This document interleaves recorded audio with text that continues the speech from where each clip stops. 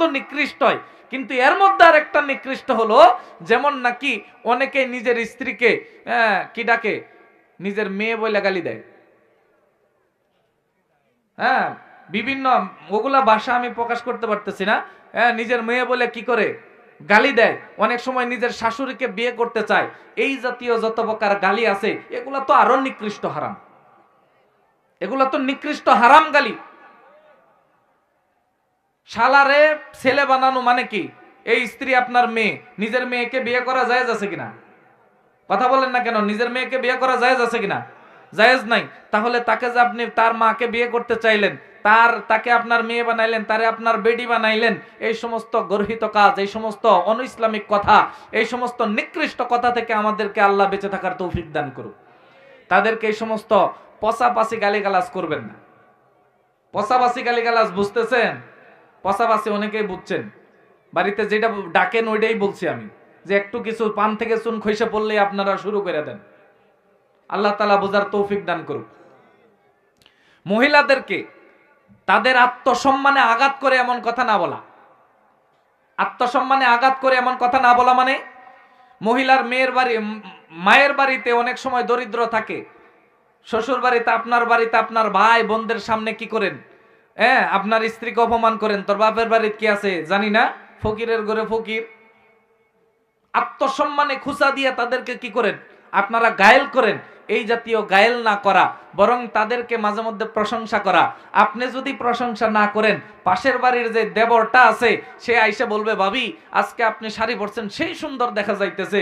হ্যাঁ, আরেকদিন বলবে, ভাবি আপনার হাতের রান্না একেবারে দুনিয়ার সেরা রান্না। আরেকদিন বলবে, ভাবি আপনি এত সুন্দর কে? তখন দেখবেন আপনার স্ত্রী কি মনে মনে ভাববে, এর সাথে 10 বছর থেকে সংসার করি, আমার দিকে কোনোদিন তাকানোর সময় পাইল না, এই ছেলাই আমার দিকে বেশি নজর দেয়, আমার তো আপনজন এই। আস্তে করে দেখবেন আপনারে বাদ দিয়ে তারে নিয়ে পলাইছে। আপনারে বাদ দিয়ে তারে নিয়ে কি করছে?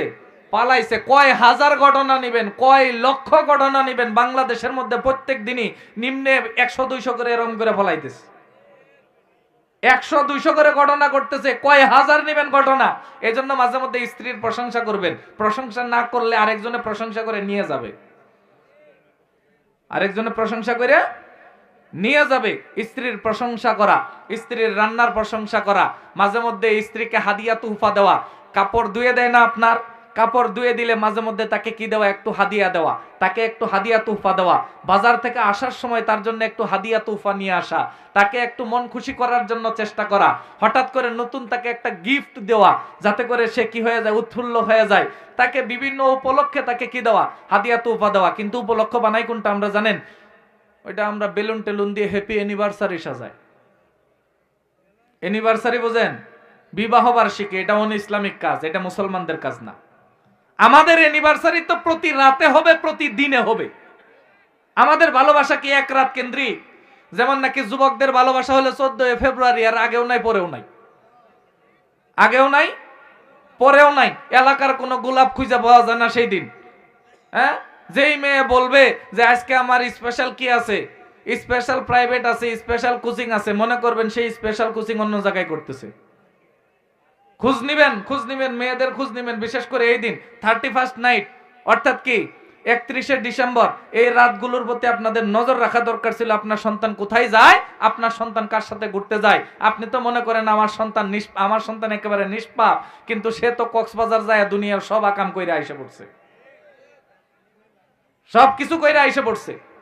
আপনি মনে করেন আপনার সন্তান কিছুই বুঝে না, সে অলরেডি 5টারে পালতেছে, বুঝেন না? মোবাইলে সিম 7-8টা, সিম 7-8টা। একজনে ফোন দিলে বলে যে রাখো রাখো, আব্বু ফোন দিছে, বাপে ফোন দিছে। ওইটা কাটার পর কার সাথে কথা বললাম? আব্বুর সাথে কথা বললাম। মেয়ে বলে আরেকটা ফোন দিলে রাখো, আম্মু ফোন দিছে, আব্বু ফোন দিছে। এই বিভিন্ন বাহানা দিয়ে আমাদের যুবক সমাজগুলো এগুলার মধ্যে ডুবে একেবারে নষ্ট হয়ে যাইতেছে, একেবারে নষ্ট হয়ে যাইতেছে। দেখবেন প্রেমের মধ্যে ছেঁকা খায়া হাত কাটে, এমন ভাবে হাত কাটে। আমি একটা মুন্সিগঞ্জের মধ্যে যখন পড়াই দেখছিলাম, এক ছেলের হাত কাটছে, 52টা বেলেট দিয়ে পুষ মারছে হাতের মধ্যে, 52টা পুষ দিছে। ডাক্তার তাকে বলল যে তুই এমনি দাঁড়ায় থাক, যদি বেশি চিল্লাচিল্লি করার হাতের মধ্যে মরিচ আর লবণ লাগাইয়া দিব, তোর এত প্রেমের এত নেশা কেন? যুব সমাজের মাথা কোন দিকে চলে গেছে? প্রেম যদি না পারে, প্রেমিক যদি না পায়, তাহলে এরা নেশাতুর হয়ে যায়, নেশার মধ্যে ঢুকে পড়ে। আমাদের যুব সমাজ আস্তে আস্তে ধ্বংস হয়ে যাইতেছে। এটি নীল নকশা। এই ছোট ছোট বাচ্চা ওয়ানে পড়ে, তারাও আই লাভ ইউ বুঝে, তারাও বুঝে। ছোট ছোট পোলাপান, হ্যাঁ, এদেরকে জিজ্ঞেস করবেন তোমার গার্লফ্রেন্ড আছে? আছে। কয়টা? একটা, দুইটা, তিনটা, ওরা বলে ফেলবে। এদের মাথায় কে ঢুকাইলো এগুলা? এই সমস্ত অপসংস্কৃতি তাদের মাথায় কে ঢুকাইলো? আবার অনেকেই তো বলে আমাদের পবিত্র ভালোবাসা। গু কোনোদিন পবিত্র হয় নাকি? হ্যাঁ, পায়খানা কোনোদিন পবিত্র হয় নাকি? বিবাহের আগে ভালোবাসা কোনোদিন পবিত্র হইতে পারে না, সেটা নাপাক। সেটা কি? নাপাক। সেই নাপাক ভালোবাসার জন্য আল্লাহকে হারানো যাবে না। আল্লাহ তাআলা সকল যুবককে এই সমস্ত অপসংস্কৃতি, এই সমস্ত আল্লাহ বিরোধী কাজ থেকে বের হয়ে আসার তৌফিক দান করি। সম্মানিত হাজরিন, এখন তো শুধু পুরুষদেরকে ধাক্কাইলাম, এখন একটু মহিলাদের দিকে যাই।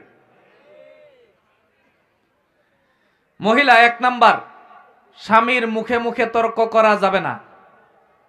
অধিকাংশ মহিলাদের তালাক হয় স্বামীর মুখে মুখে তর্ক করার কারণে। অধিকাংশ মহিলাদের তালাক হয় কিসের কারণে? স্বামীর মুখে মুখে তর্ক করার কারণে। কি তর্ক করে? আপনি একটু চুপ থাকেন না। আপনার স্বামী রাগান্বিত হয়েছে, আপনি সঠিক, আপনি সঠিক, কিন্তু স্বামীর রাগটা প্রমোশিত হইতে দেন, তার রাগটা ঠান্ডা হইতে দেন। তার আগেই আপনি কি করে ফেললেন? তার মুখে মুখে তর্ক করার কারণে তার জিটটাকে আরো বাড়াইয়া দিলেন, পেট্রোলের মধ্যে আরো পেট্রোল ডাইলে দিয়ে আপনি আগুন জ্বালাইয়া দিলেন। ওই সংসারে আগুন জ্বলবে না তো জ্বলবে কোন সংসারে? কোন সংসারে জ্বলবে বলেন? আবার অনেকে